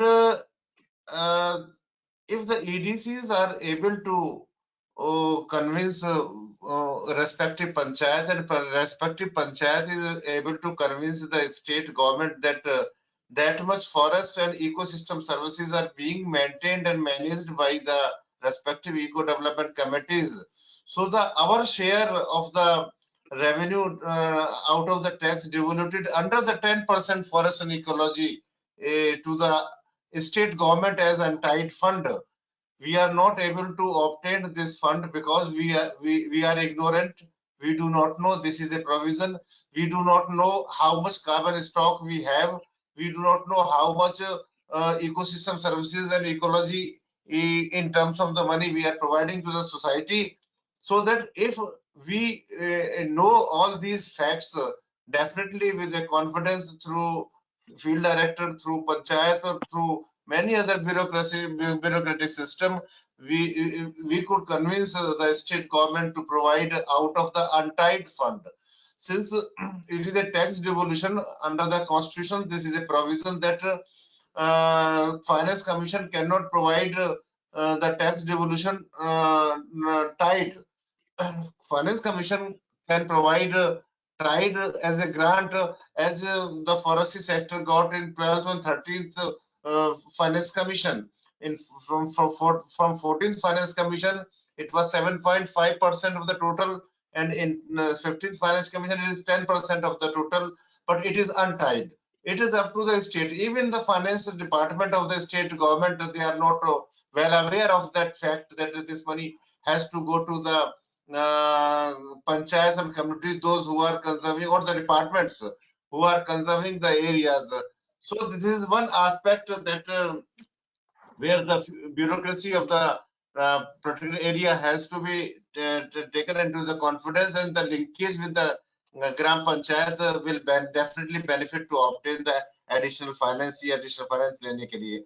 दूसरा, अभी I am not very sure, I have not gone through the legal provisions, so that when the EDC members are functioning and initiating and implementing different activities inside the park, they should also be treated as the PA managers or the staff of the protected area. So then if they can implement the various schemes and plans and programs and activities for the habitat management, protection, etc., etc. So the same way the EDCs must also be provided that kind of the caveat how it can be done. So the field director, the chief wildlife warden, has to think about it, and they can discuss. They can have the ways and means out. One of the bold decision the field directors has to take and the chief wildlife warden has to take. And घास फूस के लिए जैसे कि कई chairman EDC ने अभी बताया, और बहुत लोग मैं भी उस एरिया में रहा हूँ, पोस्टेड रहा हूँ, तो लोगों की सामान्य मांग है कि एकदम जीरो एक्सट्रैक्शन नहीं कर सकते। तो अगर हम हैबिटेट मैनेजमेंट के लिए अगर कुछ निकालना पड़ता है, to check and control fire के लिए कुछ घास फूस निकालनी पड़ती है, how we can benefit to the communities for the benefit of the habitat management and which is required for the habitat conservation, so that we will not violate the Wildlife Protection Act also, and we will not on the other side we can benefit to the communities, and we can build their trust and we can build their cooperation for the wildlife conservation. So these are the 2 minute में पहुंचता मैं। these are my 3 concerns that अच्छा FDC में linkage with the panchayat. Number 1, how we can get the 15th Finance Commission fund to the respective EDC through panchayat, and the resource benefit means घास फूस जो कि requirement है गांव के लोगों को, जो habitat management के लिए extraction require है, कुछ field managers कर रहे हैं, कुछ नहीं कर रहे हैं, but इसकी भी जरूरत है। और 4th, the EDC members must be treated as like field forest staff for the implementation of the activity. Caveat is the implementation of the activity of the micro plan. if micro plan की activities को implement करना है, तो उनको भी forest staff की तरह से treat किया जाना चाहिए, तभी वो right and true sense में उसको implement कर पाएंगे। These are my 4 concluding remarks. Now I request Shri Sanjay Pathak, Field Director Dudhwa, to conclude on behalf of Dr. S.P. Yadav the outcome of this webinar. Thank you. Thank you sir. सारे वक्ताओं को सुनने के बाद जो पूरा लबोलुआब है sir, वो यही है कि कम्युनिटी को आप किसी भी तरीके से उपेक्षित नहीं रख सकते। यदि आपको जंगल बचाने हैं, वन्य जीवों को बचाना है, उनका संरक्षण करना है, तो कम्युनिटी मतलब जो है एक बहुत ही महत्वपूर्ण अवयव है उसका, और उसको तवज्जो दी जानी चाहिए। और न केवल इतना, जो आपने कुछ अभी जो बिंदु उठाए सर, वो बहुत ही वैलिड बिंदु है, और हम लोग उसके बारे में सोचते भी हैं कि घास काट के और उसको जला देने में कोई बुद्धिमानी नहीं है, लेकिन हम लोग के जो है हाथ बंधे हैं। और 14 फरवरी 2000 के जो माननीय उच्चतम न्यायालय के आदेश के क्रम में, लेकिन उसके लिए एक मैकेनिज्म जो मेरे दिमाग में आता है वो ये है कि सर टाइगर कंजर्वेशन प्लान में इसकी व्यवस्था की जा सकती है कि जो वहां से मैनेजमेंट के फलस्वरूप जो चीजें निकल रही हैं वो कम्युनिटी में जो है दी जा सकती हैं। वर्तमान में जो हम लोग व्यवस्था कर रहे हैं, जैसे कि हमारे यहाँ भगवंत नगर के अभी प्रेसिडेंट भी इसमें शरीक हैं, मैं उन्हीं के लिए जो है खास तौर पे जो है ये हिंदी में बात कर रहा हूँ, क्योंकि मैं तभी भूल गया था कि कुछ लोग ऐसे भी हैं जो अंग्रेजी नहीं समझ पाएंगे, खास करके जैसे हमारे ही मतलब सोवरन लाल है अथवा वो है अरविंद जी हैं।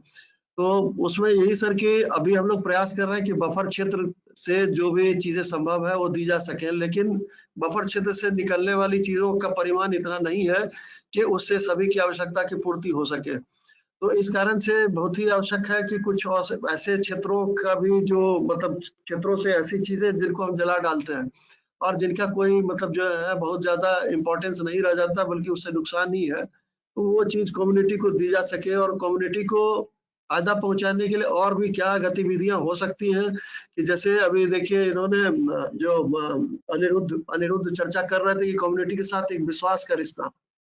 तो एक जमाने में तड़ोवा में मैंने भी जाके देखा था कि तड़ोवा जो है एक तरीके से देखा जाए तो ईडीसी के फ्रंट पे काफी अच्छा काम कर रहा है। तड़ोवा के अलावा बेलघाट में भी काफी बेहतर काम हो रहा है।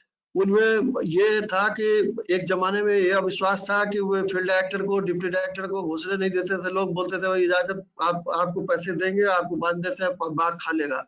कमोबेश यही स्थिति दुधवा में भी थी सर। दुधवा में भी आप जानते होंगे, लेकिन नाम मैं नहीं लूंगा, लेकिन एक बार एक फील्ड डायरेक्टर से जो है वहां गए थे किसी के डेथ पे, तो गलती से उन्होंने बोल दिया कि अरे आप जंगल के किनारे क्यों रहते हो, और रहते हो तो ये सब चीजें तो आपको झेलनी पड़ेंगी। दूसरी चीज, यदि ऐसा कुछ होता है तो सरकार आपको जो है एक्सग्रेसिया पेमेंट तो करती है। तो उन्होंने कहा कि ठीक है साहब, आप कितना एक्सग्रेसिया पेमेंट देते हो? 1 लाख रुपए देते हो, हम आपकी जेब में 2 लाख डालते हैं और यही आपको मार डालते हैं। तो कई बार ऐसा भी होता है सर, जैसे खास करके जब मानव वन्यजीव संघर्ष से रिलेटेड इश्यूज होती है, उस समय हम लोग बड़े विनीत भाव से जाते हैं वहां पे और अपने लोगों को सिखाते भी हैं कि उस समय कोई उग्र है, कोई भीड़ है, यदि आपको थप्पड़ भी मार दे तो आपको रिएक्ट नहीं करना है, क्योंकि वो उस समय जो है वो दुखी है, वो उसकी जो मेंटेलिटी है उसको अप्रिशिएट करने की जरूरत है। और आजकल हम लोगों ने सर एक चीज ये भी किया है कि जैसे भी कोई मतलब पीड़ित परिवार है जिसको मैन एनिमल कॉन्फ्लिक्ट की वजह से अपने परिवार का ब्रेड अर्नर गंवाना पड़ा, तो वैसे लोगों से जो है निरंतर संपर्क में रहा जाए। और मैंने अभी अपने फाउंडेशन की बैठक में सर एक मतलब जो उसमें रखा है वो ये भी रखा है कि जैसे ऐसे लोगों के जो बच्चे हैं उनकी शिक्षा पे जो भी खर्च हो उसमें किसी न किसी प्रकार से फाउंडेशन मदद करे। तो मैंने इस साल तो शुरुआत में जो है कम धनराशि रखी है, लेकिन सर आगे आने वाले समय में और भी उसको मतलब जो है बढ़ाने के संबंध में सोच सकते हैं। बहुत जरूरी है कि जो स्थानीय लोग हैं, जो स्थानीय बच्चे हैं सर, उनको जोड़ा जा सके। और आपके स्तर से जो ये कार्यक्रम कराया गया सर, ये बहुत ही सराहनीय प्रयास है और मैं समझता हूँ कि इससे जो है लोगों में जागरूकता आएगी। और राष्ट्रीय व्याघ्र संरक्षण प्राधिकरण में मैं भी रहा हूँ, तो इसलिए मैं एसपी यादव साहब की तरफ से भी ये कह सकता हूँ बड़े ही मतलब विश्वास के साथ कि सब उनके सामने यदि किसी भी तरह की ऐसी चीजें जो ऐसी योजनाएं हैं यदि लाई जाएंगी तो उसका क्रियान्वयन निश्चित तौर पर भारत सरकार करेगी और उसका फायदा देखने को मिलेगा। और लोगों की डिपेंडेंस कम करने के लिए और भी जो कार्य किए जा सकते हैं, जैसे कि सर आप लोग वो योजना लेके आ रहे हैं। अभी क्या होता है कि हमें जो भी धनराशि प्राप्त होती है वो पर्यटन मद से होती है। हमने अभी अपने यहाँ 1-2 प्रस्ताव ऐसे रखे हैं जिसमें कि हमने ये कहा है कि बफर एरिया को कैटर करने के लिए, चूंकि पर्यटन जो हमारा कोर में सीमित है, तो बफर एरिया में काम करने के लिए भी हमें जो है ईडीसी काम के लिए काम करने की आवश्यकता है। उसमें हमने मतलब जो है अपने अभी फाउंडेशन के सामने एक प्रस्ताव रखा है कि सरकार से इस बारे में आग्रह किया जाए कि 10% धनराशि जो वन निगम की रॉयल्टी है वो मतलब इन मदों के लिए जो है हमें दी जाए फाउंडेशन में, जिससे कि हम इनके जो इश्यूज हैं उनको एड्रेस कर पाए, खास करके जो बफर क्षेत्र के लोग हैं। तो इस तरीके से सर जो है कहीं ना कहीं हमें जो फाउंडेशंस की जो इनकम है उसको बढ़ाने की आवश्यकता है। और यदि हम उसको बढ़ा पाते हैं तो निश्चित तौर पे जो लोग हैं इनके जीवन स्तर को सुधारने में, इनकी मदद करने में हम कामयाब होंगे, ऐसा मेरा विश्वास है। और मैं बहुत बहुत धन्यवाद सभी लोगों को। काफी जो भी वक्ता थे सबने काफी इंफॉर्मेटिव मतलब जो उनका रहा है यहाँ पे स्पीच, लेक्चर जो भी मतलब जो है या प्रेजेंटेशन, खास करके मैं सिद्धार्थ जी का नाम लेना चाहूंगा जिन्होंने कि बिल्कुल थ्रेडवेयर एनालिसिस की और काफी सारी चीजें जो है जो खास करके जो मेरे लोग जो जुड़े थे इससे उनके लिए वो काफी लाभ कर रहा होगा। मेरे लिए भी वो काफी बढ़िया एक रिफ्रेश करने जैसा, मेमोरीज को रिफ्रेश करने जैसी बात हुई। और आपके लिए और एसपी यादव सर के लिए तो मुझे कुछ कहना ही नहीं है कि यदि मैं आपके लिए कुछ कहूँ तो या एसपी यादव सर के लिए कुछ कहूँ तो सूरज को दिया दिखाने जैसा होगा। तो बहुत बहुत धन्यवाद सर मुझे मौका देने के लिए। नमस्कार। Thank you so much, sir. Thank you, Dr. Sharma, and thank you, Pathak, sir. All these valuable and positive insights gave us a new perspective that should be adopted while implementing the work. And on behalf of TERI, I would like to thank all our panelists and the participants for taking out time from their busy schedule and attend this discussion. Thank you so much, everyone. Thank you.